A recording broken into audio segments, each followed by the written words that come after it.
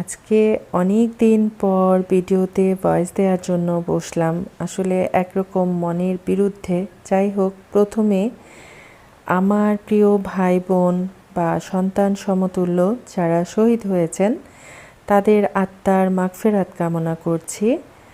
আর যারা অসুস্থ অবস্থায় হসপিটালে আছেন তাদের দ্রুত সুস্থতা কামনা করছি।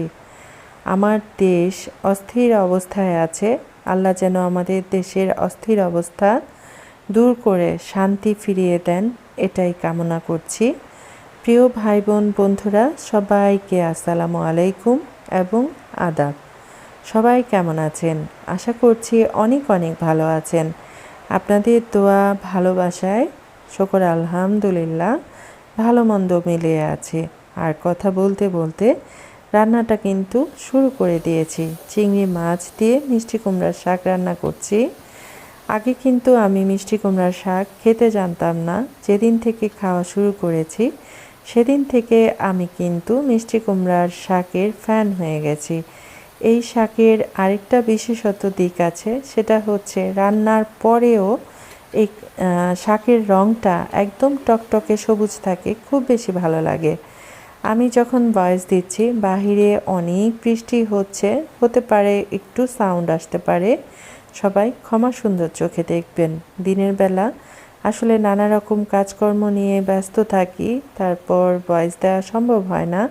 তাছাড়া চারপাশে বাড়িঘরের কাজ হয়, টুকটাক শব্দ লেগেই থাকে। প্রিয় ভাই বোন বন্ধুরা যারা আমাকে শুনছেন বা দেখছেন, সবার কাছে বিনীত অনুরোধ থাকবে অবশ্যই একটা লাইক করবেন। আর যদি আমার ভিডিওটা খুব বেশি ভালো লেগে যায় অবশ্যই শেয়ার করে দেবেন, তাতে করে আমাকে আরও কেউ কেউ দেখার সুযোগ পাবে। কেউ যদি আমাকে বন্ধু করে থাকেন অবশ্যই কমিউনিটিতে লেটার রাখবেন, নিয়ম মেনে চলে আসবো ইনশাল্লাহ। আর আজকে যদি কেউ আমাকে প্রথম ওয়াচ করে থাকেন অবশ্যই আমার চ্যানেলটা সাবস্ক্রাইব করে আমাকে এগিয়ে যেতে সাহায্য করবেন। আপনাদের সাথে কথা বলতে বলতে মিষ্টি কুমড়ার শাক কিন্তু রান্নাটা হয়ে গেছে। গরম ভাতের সাথে শাক পাতা খেতে আমার তো অনেক বেশি মজা লাগে। আর কি বলে, চিংড়ি মাছ দেওয়ার কারণে এই শাকের টেস্টটা কিন্তু ডাবল হয়ে গেছে। তো যাই হোক, আজকে তো কি বলে এটা মিষ্টি কুমড়ার শাক রান্না করলাম। আর এই শাক পাতা তো আমার মেয়ে খাবে না, বাচ্চারা এমনিতেও শাক পাতা খেতে চায় না। তো মেয়ের জন্য 2টা ডিম ভুনা করেছি। ডিম ভুনা রান্না করতে আর কী বা দেখাবো, যেহেতু শরীর মন কোনোটাই ভালো নাই, আশা করি আপনারা সবাই বুঝতে পারছেন, তাই না? আরেকটা বিষয় হচ্ছে, আমার মেয়ের জন্য রুই মাছ ভেজেছি, সেটা কিভাবে যেন বাদ পড়ে গেছে ভিডিওটা। আর আমি আলু পটল দিয়ে রুই মাছ খেতে অনেক বেশি ভালোবাসি, কিন্তু ওই যে ঘরের সবাই খায় না, সে কারণে রান্না করা হয় না।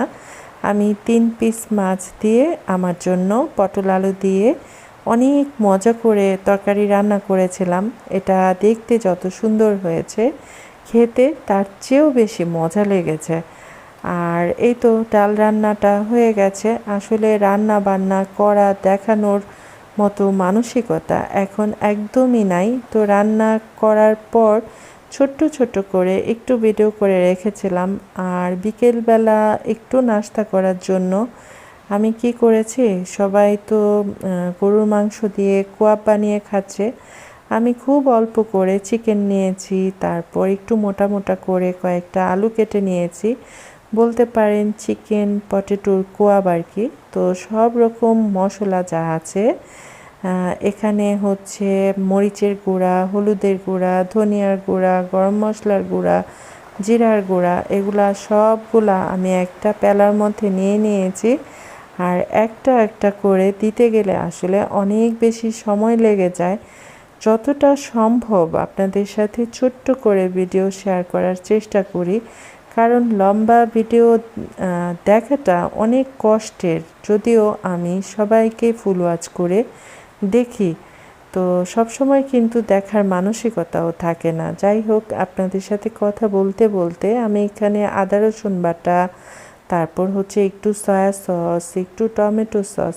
আসলে যে কোনো রান্নার ক্ষেত্রে আপনি কী ধরনের মশলা খেতে ভালোবাসেন বা কতটুকু খেতে ভালোবাসেন সেটা সম্পূর্ণই আপনার নিজস্ব ইচ্ছা বা মতামত, তাই না? এগুলো আসলে বলে দেওয়ার কিছু নাই। আমি আমার টেস্ট অনুযায়ী যাবতীয় সব মশলা দিয়ে নিলাম।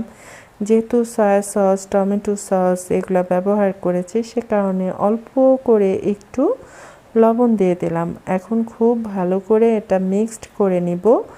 তারপর কি করব, বিকেলের নাস্তার জন্য এটা তো রেডি করছি। তারপর এগুলা দিয়ে খাওয়ার জন্য একটু লুচি বা পরোটা কিছু একটা ভেজে নেব, তাহলে কিন্তু খেতে অনেক বেশি মজা লাগবে।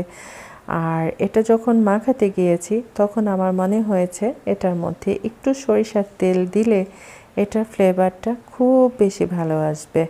ওই যে বললাম, যার যেমন ইচ্ছা সেরকম মশলা আমরা দিতে পারি। তো যাই হোক, এটা একটু মেরিনেট করে রেখেছি।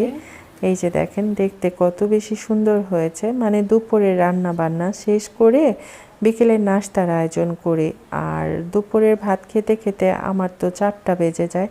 তারপর আর বিকেলের নাস্তার জন্য কিছু রেডি করা আমার জন্য একটু কষ্ট হয়ে যায়। তো যাই হোক, ছোট্ট একটা কাঁঠাল এনেছে, সেই কাঁঠালটা আমি এই যে মানে সাইডে রেখে দিয়েছি। কাঁঠালটা অনেক বেশি শক্ত ছিল, সে কারণে ভাবলাম একটু রোদের মধ্যে রেখে দিলে হয়তো বা একটু নরম হয়ে যাবে। আর এদিকে এই যে চিকেন আর পটেটোর কোয়াব রান্না তো আমি বসাই দিয়েছি। এখানে কিন্তু খুব একটা পানি ব্যবহার করি নাই, 1 কাপ পানি দিয়েছিলাম, তারপর মাংসটা বসাই দিয়েছি। আর এই তো লুচি ভেজে নিচ্ছি।